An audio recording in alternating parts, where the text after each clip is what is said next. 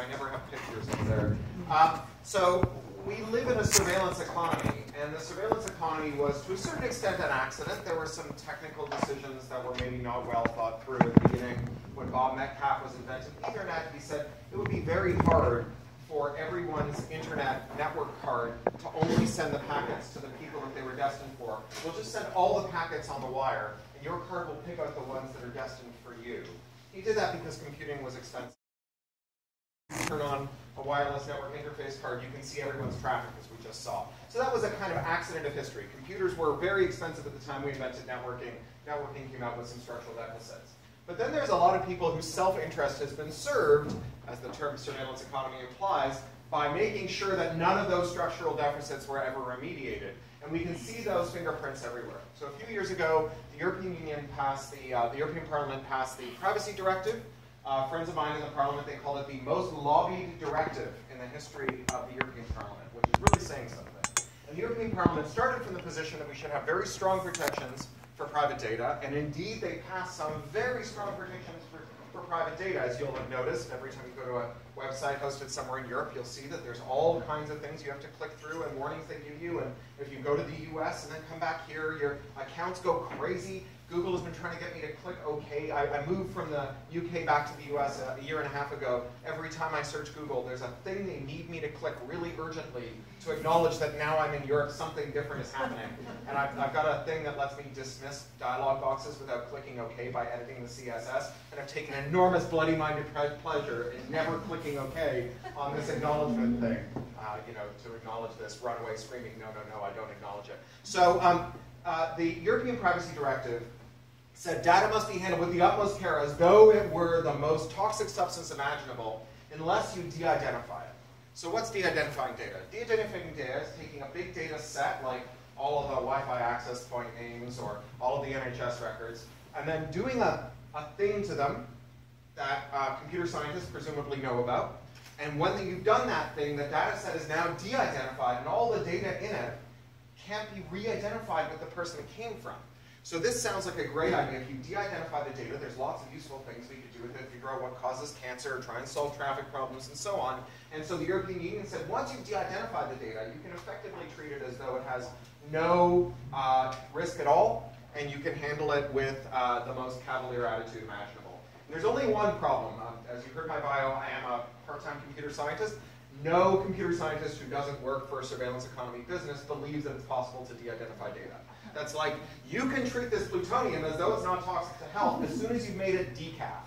And you ask your physicist, how do we make our plutonium decaf? And they say, well, that's not a thing. You say, but I'm sure it's a thing because the person who lobbied me for the decaf protection said that we could make plutonium decaf. We can't make plutonium decaf. We can't make personal data de-identifiable. So this matters because in an era in which people get rich from having our personal identifying information handled with the least amount of care imaginable, our ability to be anonymous is continuously under assault. And our ability to be anonymous has some real significance. You will have noticed in the last week there's been a huge amount of press about something called Turing's Law. Alan Turing, one of the great heroes of the war and of computer science and of cryptography, he committed suicide by eating a poisoned apple after being given chemical castration when he was caught having sex with a man and convicted of gross indecency in the 1950s. Great mind loss. He's one of about 65,000 British men who have been convicted over the various years for gross indecency for having sex with other men. And so there was an attempt to retroactively pardon all the dead ones and let the living ones apply to be pardoned. It was scuttled by a Tory minister for reasons unrelated to privacy. But there's an important thing to note about Turing's legacy here, which is that 50-some years ago, it was a foregone conclusion that being gay was the kind of thing that you could make illegal. And 50-some years later, we are shocked and appalled to learn that there are 65,000 British people, British men, who were given criminal sentences and convictions that lasted on their criminal records forever for having sex with men. How did we get from criminal to here? We got from criminal to here because people who had sex with men got to decide when and how they told other people that they liked to have sex with men. Right? There was a time in which doing something that was against the rules was a thing you could do in private, and then over time the people who did it in private found one another, talked about whether or not it was just that they had to do this in secret, and then disclose selectively at the time of their own choosing and in the manner of their choosing to the people around them that they were part of this outgroup that had been criminalized under law.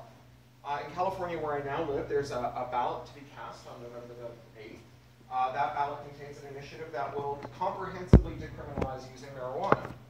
50 years ago, 20 years ago, people were being put in prison for simple possession of marijuana. How did we get from it's illegal to smoke marijuana to we're about to comprehensively decriminalize marijuana? We got there because people who smoke dope got to tell other people that they smoke dope in the time and manner of their choosing. So here's the thing. You either believe that we finally reached nirvana, and 50 years from now, your grandchildren will sit across from you at the Christmas table and say, how is it, Grandpa, how is it, Grandma, that in 2016 we solved all of our social problems and haven't had any significant reforms since.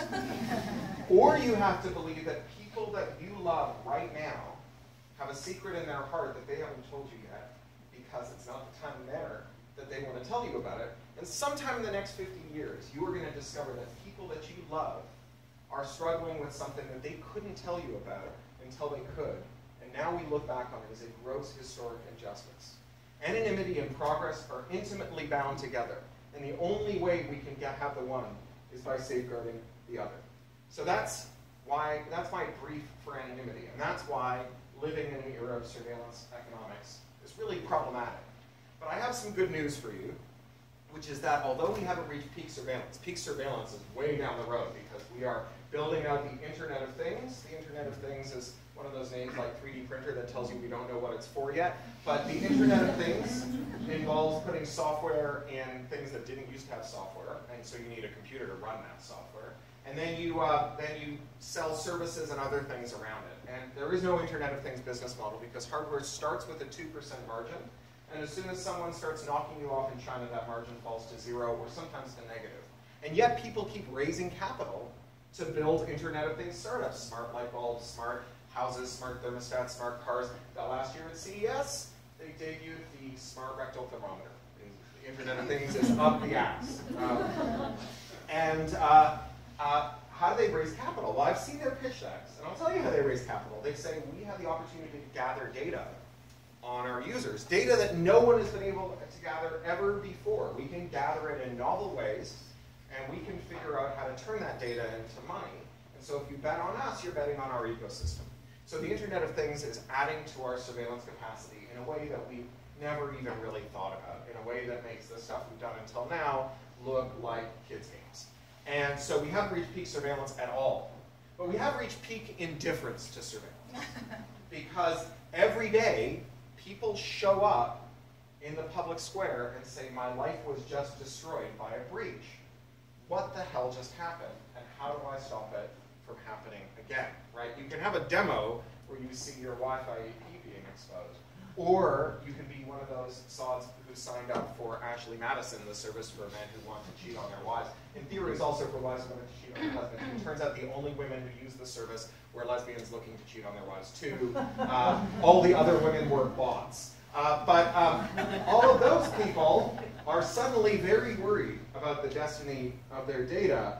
I was at a multi-stakeholder cybersecurity event, which there's a lot of these days. The RAND Corporation, which giant American military contractors do this thing. They invited activists like me and lawyers and technologists and photographers and chief security officers and WONs and tons of Fed cops from 3-letter agencies, every manner. It was like a cop zoo. And it was one of these war games where they said, the US's information infrastructure has collapsed and you are the think tank who have to solve it. What are you going to do? And they lay out the scenario, and then 5 minutes later they come in and they're like, the president wants to know they're rioting in Baltimore, right? And so they keep the pressure on, and people would come up with suggestions, and some of them would be hugely privacy invasive. And I noticed the pattern. The pattern was that every time someone said, let's do something hugely privacy invasive, one of the 3-letter agency types would say, oh no, we can't do that. And I was baffled. Because, of course, like ground zero for mass surveillance is these agencies, right? Until I heard one of them say to the other, the 3 magic initials, OPM, Office of Personnel Management.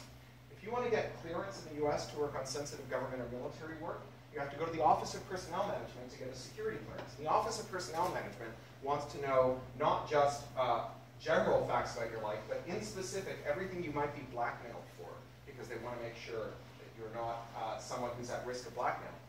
So you have to disclose to them that your mother attempted suicide when you were in high school, and that your brother is a heroin addict, and that you were in the closet in university, and now you've married a woman, but secretly you might quite still like men.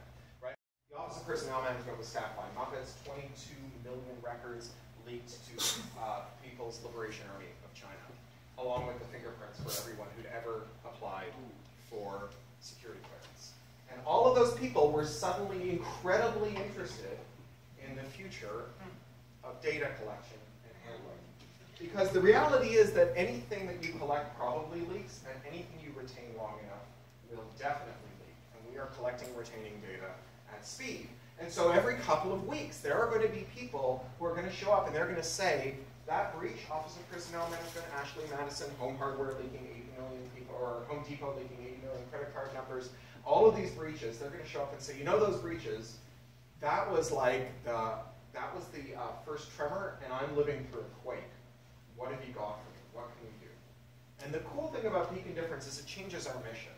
Because if before the mission was to show up and scare the hell out of people with their Wi-Fi access point history showing up on the screen, that was a hard mission, right? You did an amazing job of it, and at the end you said, it's really hard for us to get people to care about this. I spent 20 years spectacularly failing to get people to give a shit about their privacy, right? As did everybody else who cares about privacy on the internet. The good news is that part of the job is being solved for us by these horrible data breaches. So our job now, to use a very Canadian metaphor, is to skate to where the puck is going, right?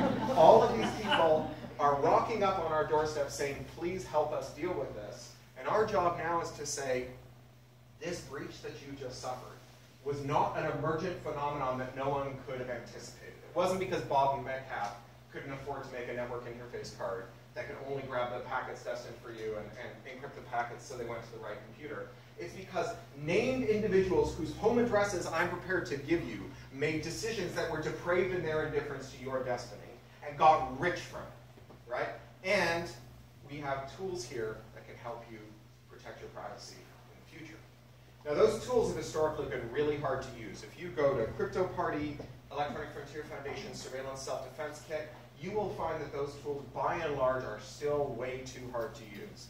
And there's a consensus among some of the people who've done privacy and crypto work that those tools are intrinsically hard to use because crypto and security are intrinsically hard. And I think they're wrong.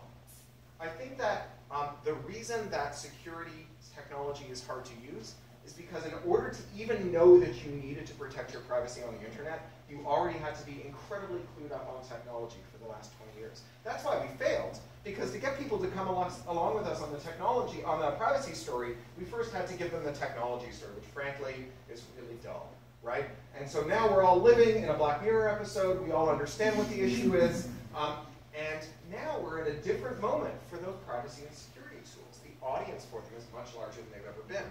Now, before desktop publishing software, I remember the first generation of desktop publishing software. My dad used to publish a radical newspaper with Letraset and hot lead, right? And I remember when desktop publishing software came in. And the